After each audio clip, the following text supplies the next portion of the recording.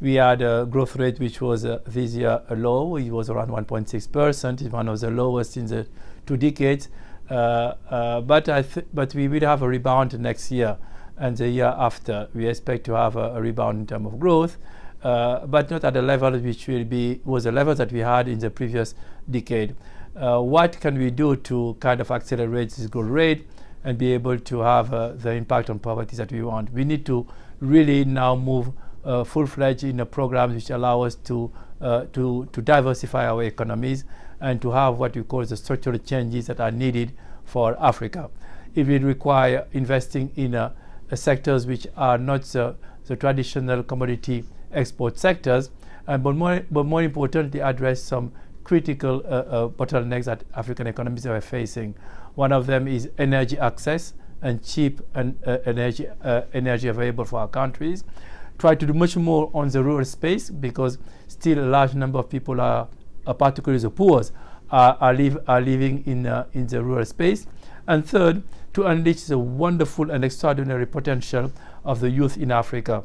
And what we would like to do is to make sure that the work with the youth in Africa become much more central in the design of our programs.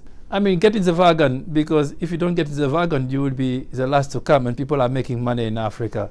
When you look at what is happening in the cultural industry in Nigeria, is quite impressive. And just to look at the number, how fast it happened, it just shows you that people are investing in some sectors.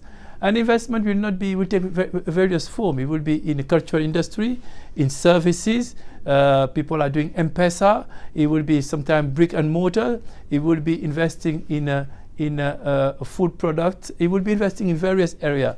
And it will happen. So we have this slowdown in foreign direct investment because people invested less in mining sector and oil because of the commodity prices. But other sectors, you still see a level of investment, and we will be thinking of how to help the diaspora who want to invest back home to find the right instrument in investing in those sectors.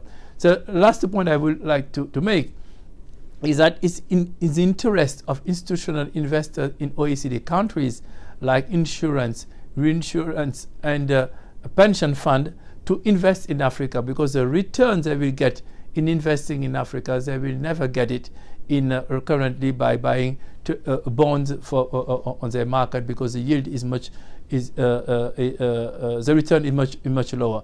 For that, they need to have confidence that there will be this investment are safe and secure, and that's what we are working currently trying to do to make sure that we find there's a security in the investment, so that there's a pension fund and other institutional investors who are sitting on trillions of dollars feel confident that they could put a few $billion in Africa and have a high return. That's what we are trying to do.